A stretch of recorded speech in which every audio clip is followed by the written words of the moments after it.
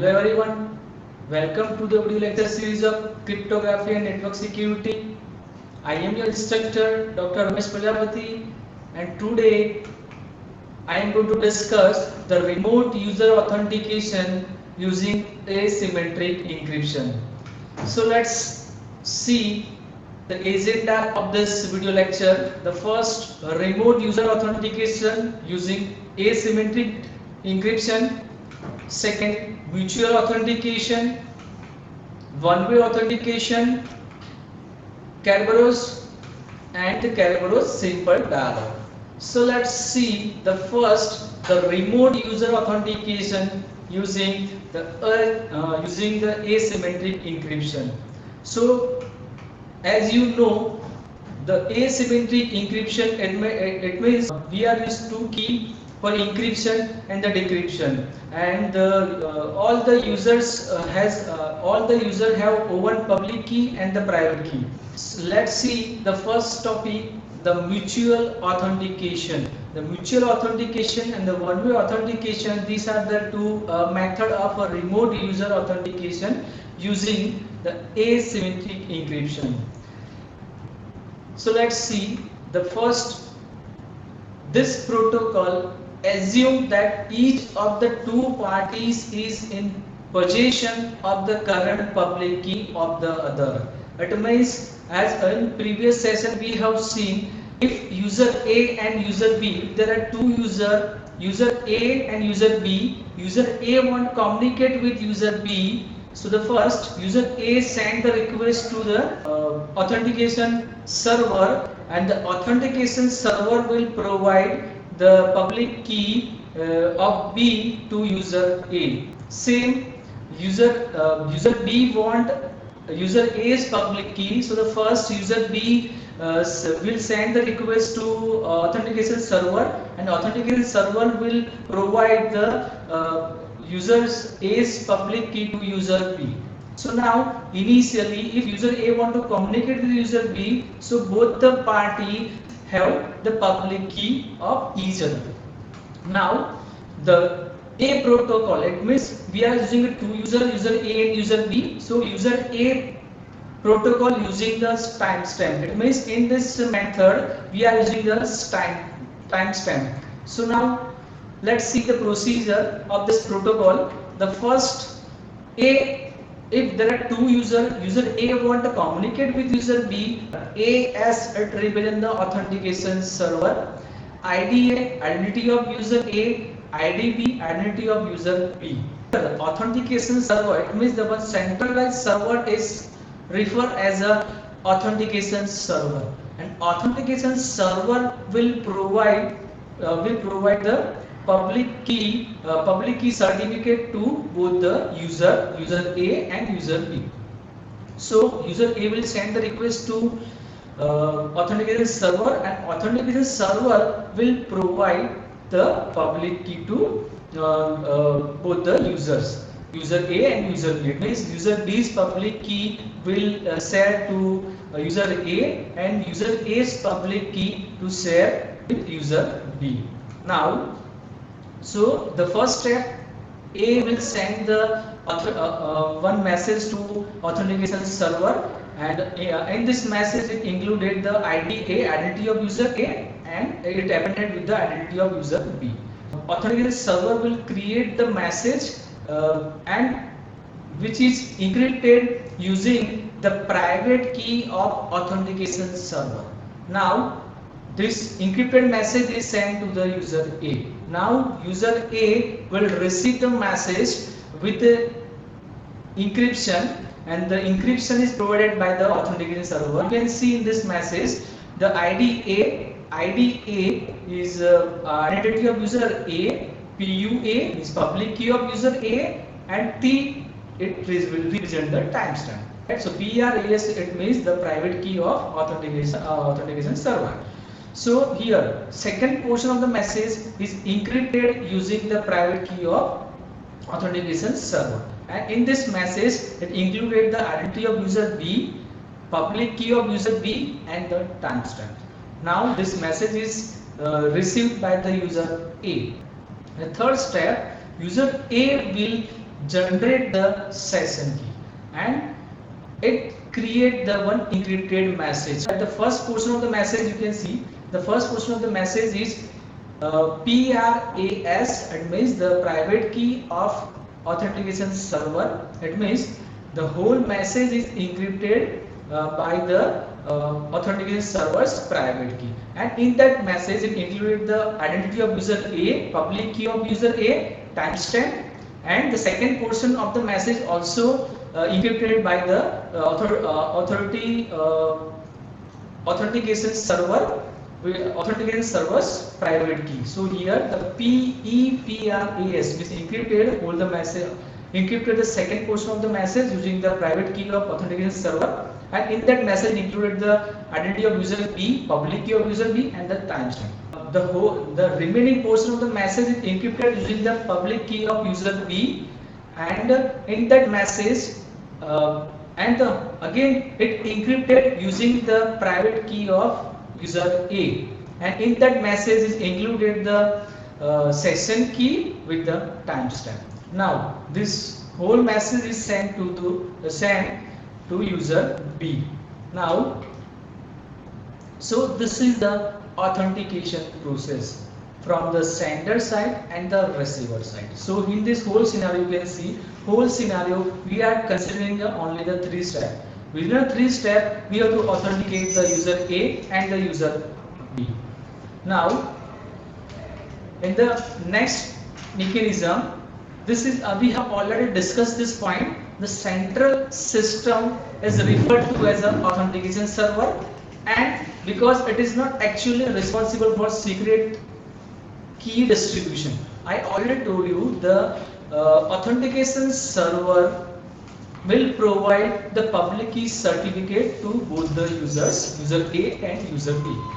Now, the next is the session key is chosen. It means I already told you user A chooses the session key and encrypted all the message, and this message is sent to the user B.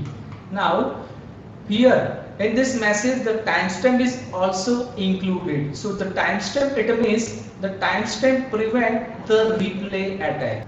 So this is the first protocol of mutual authentication.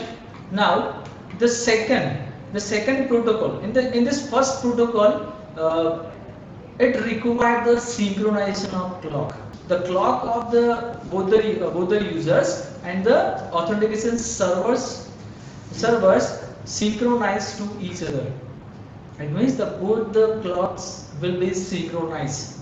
User's clock and this authentication server clock will not the same. It means that we can say it is not possible every time the clock will be same.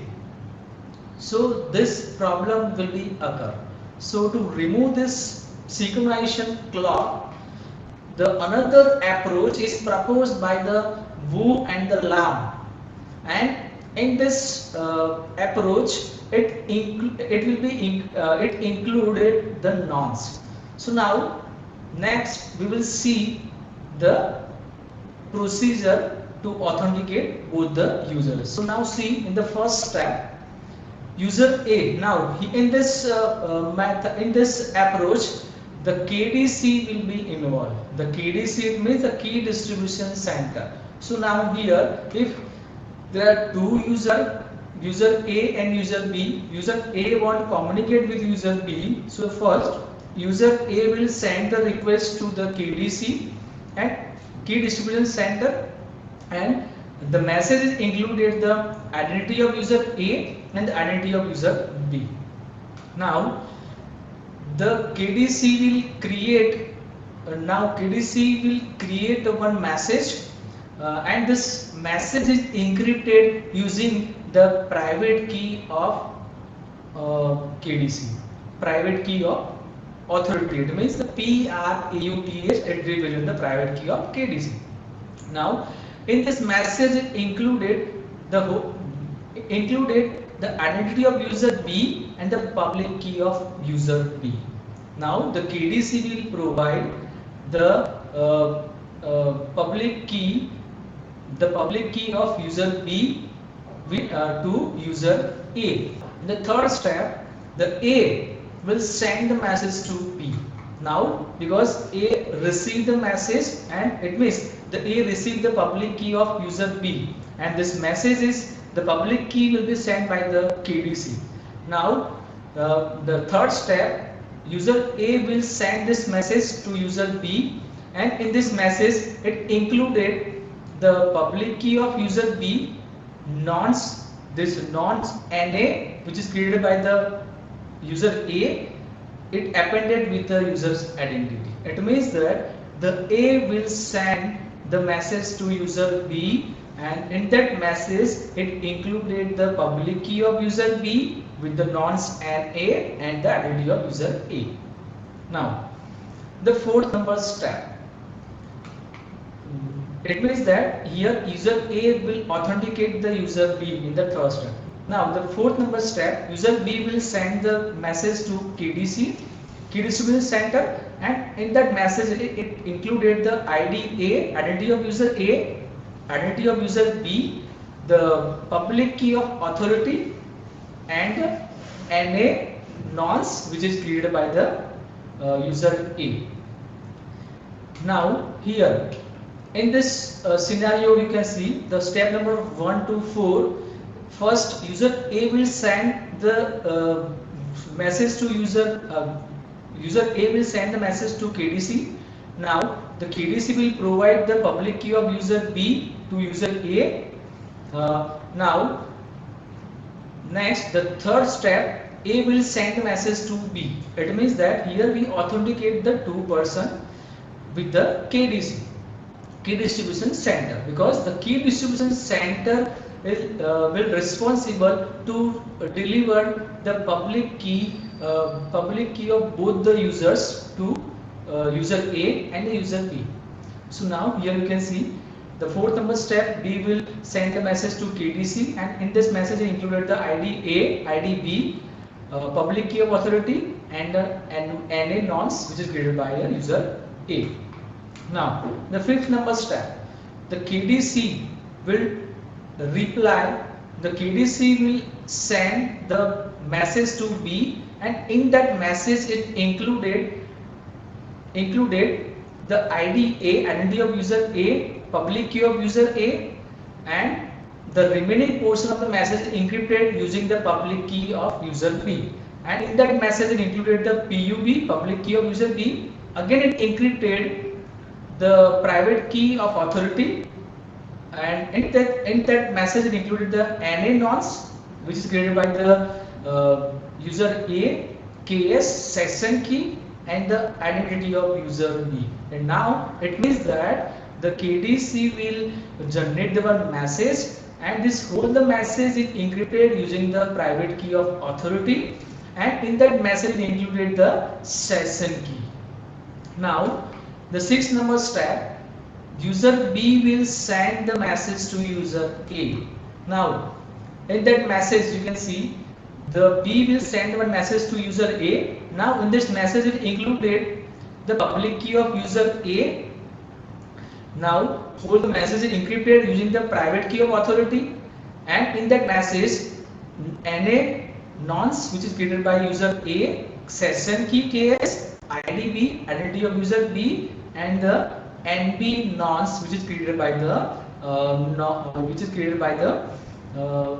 user B. So here in the step number 6, user B will authenticate to user A, right? So now user A will receive this message, and the user A will reply to user B with the nonce B, which is NB nonce and the session key KS.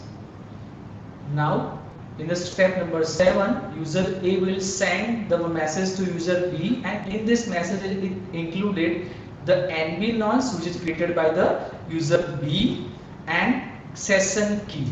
So this is all about the second protocol.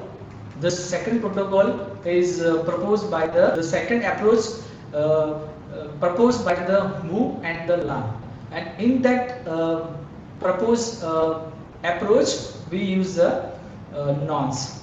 Right? It means that here you can see in the step number 3.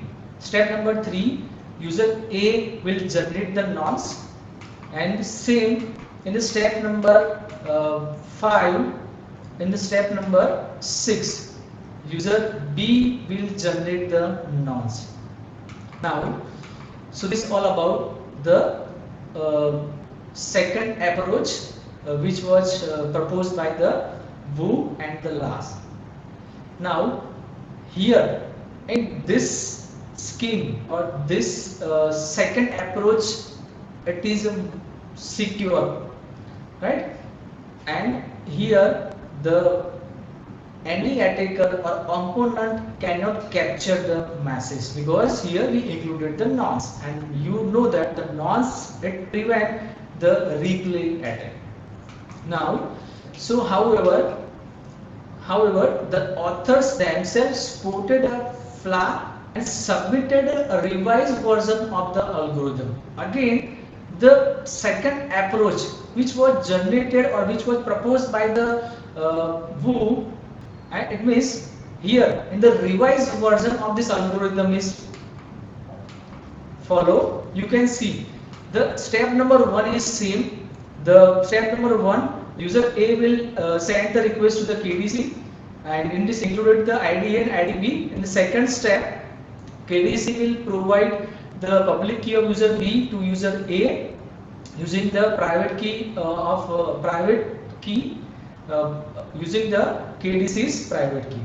Now, in the third step, the A will send the message to B, and in that message it included the nonce. Now, step number 4, the user B will send the message to KDC, and in that message it included the ID A, ID B, public key authority, and the NA. Because why we use the public key authority? Because those person who knows the public key of authority, that person will decrypt the message. And here you can see the step number 5. The step number 5, the KDC will send the message to user B, and in that message it included the private key of authority, ID A, public key of user A, and the remaining portion is encrypted using the public key of user B. Again, it encrypted using the private key authority, and in this message included the nonce NA, KS, session key, IDA, and the IDB. Now you can compare over here. Here the step in the step number 5, we will include the identity of user A in the revised approach. Now you can see in the previous approach, step number 5, you can see only the NA, KS. Step number 5, you can see in the last encrypted message. This encrypted message is by the private key authority, and then the message included the NA, KS, and IDB.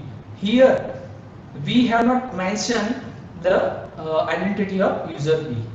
Now in the step number 5 and step number 6, in the revised approach, the step number 5 and step number 6, we will include the identity of user A, because here the identity of user A will generate the nonce. Now you can see in this step number 5, you can see the step number 5 we included the IDA. You can see the IDA, identity of user A. Message is same, but we will be include only the identity of user A. Same for in step number 6. Step number 6, the user B will reply to user A. It means the user B will send the message to user A, and in that message included the PUA, public key of user A, and then whole message is encrypted using the private key authority, and in that message included the NA nonce, KS session key, identity of user A, identity of user B, and the nonce B. Now in the previous method, the identity of user A was not there, right? But in this revised approach, step number 6, the identity of user A will be included. Now the same, the step number 7, user A will send the message to user B, and in that message it included the nonce which is created by the user B and the session key. It means that here both the user has been authenticated to each other. Now here you can see we have already discussed the identity of A, means ID is added to the set of item encrypted with the KDC's private key in step number 5 and step number 6. Now here it binds the session key, and here identity of two parties that will engage in the session. It means this two parties, identity of this two parties will be engaged in this session. In previous approach, only the one party will be there. It means we only identity of user B will be there. Now here the fact that the nonce value is considered here, I already told you the nonce value here we have considered the nonce value, and the nonce value is considered the unique only among all the nonce generated by A. Here only A generated by the nonce, and only we are considered the nonce which is generated by the user A, and this all the nonce are unique, right? So here not among all the nonce generated by all the parties. Here if we are considering the number of users are there, so we cannot consider the nonce of all the parties. Here we are considering the nonce which is generated by the user A, right? So this is all about the mutual authentication. So this is all about the mutual authentication. Now the next topic, the one-way authentication. The one-way authentication, we have already presented the public key encryption approach that are suited to electronic mail. Now we have already seen this approach in the symmetric encryption. Now in this one-way authentication, here in this method we use the public key encryption approach, and here in this approach we are considering the confidentiality or authentication, or we can achieve both the confidentiality and the authentication. It means that either the sender knows the recipient public key, it means we are providing the confidentiality. Second, the recipient knows the sender's public key, so here we achieve the authentication. Both if we want to achieve the confidentiality and the authentication. So let's see how to achieve the confidentiality, how to achieve the authentication, and how to achieve both the confidentiality and the authentication. Now here in the public key algorithm must be applied. Here we will use the public key algorithm. If your message will be very long, so in that we apply the one or twice public key algorithm. Now if the confidentiality is the primary concern, if we are considering the confidentiality is very important, it is our primary concern. So the one formula is to achieve the confidentiality. Here you can see if user A will send the message to user B, so user A will include the public key of user B and the session key, KS session key, and the KS session key and the message. It means that here user A will apply the user A will encrypt the message using the public key of user B. It means the session key will be encrypted using the public key of user B. Now in the second portion of the message is encrypted using the session key. Now this message is sent to the user B. Now user B will decrypt this message using the private key. Now in this case you can see this message is encrypted with a one-time secret key, right? Here you can see the secret key will be encrypted only one time. Now A also encrypt this one-time key with the public key, right? Here we use only the one-time public B's public key to encrypt the message. Now here only B will able to use the corresponding private key to recover the one-time key. Now the receiver receive the message and receiver will receive the message and it decrypt the message using his private key. Now again it decrypt the message. Now in this scheme it is more efficient than simply encrypting the entire message with the B's public key. We encrypted the session key one time and we encrypted the message one time. So here we only use the B's public key to encrypt the entire message. Now if the authentication is primary concern, now in the previous all statement we have considered the confidentiality. It means that user A will encrypt the message using the public key of user B. Now receiver will receive this message and receiver will use the his private key to decrypt the message. So here the confidentiality is achieved. Now if sometimes what happens, our authentication is a primary concern. So now the one formula to achieve the authentication, if user A will send a message to user B, so the first it apply the hash function. It means it apply the hash function and the hash function is encrypted using the private key of user A, and this encrypted hash function is appended with the message. So in this scenario we achieve the authentication. It means that user A will use their private key to encrypt this message. Now this method guarantees that A cannot later deny having sent the message. It means that after some days A cannot say that I have not sent that message.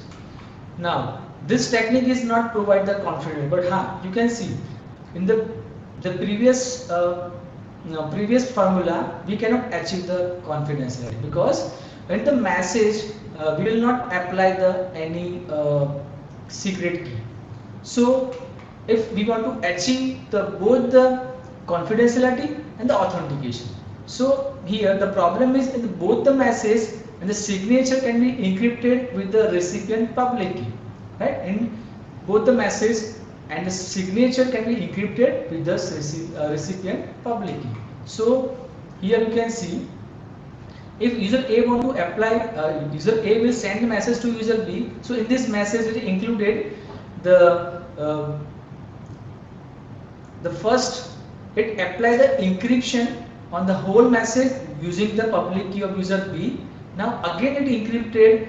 It means now again we apply the hash function on the message using the private key of user A. Now here receiver receive this message, so here B, it means the user B knows the public key and it convenience that it is timely. Now when the user B will receive the message and user B will use that public key to encrypt that message. Now here an effective way to provide this insurance, the digital certificate. Now we have next message. You can see in this message we are the user A will send the message to user B, and in that message we included the message and the remaining portion is encrypted using the private key of user A. It means the remaining portion of the message we apply the hash function on the message using the private key of user A. Now again it encrypted using the private key of authority, and in that message it includes the timestamp, identity of user A and the public key of user A. Here you can see we achieve both the confidentiality and the authentication. It means that on the message we apply the hash function, right? Same the remaining portion means the public key of user A and the identity of user A and the timestamp is encrypted using the private key of authority. So here we achieve both the confidentiality and the authentication. Thank you.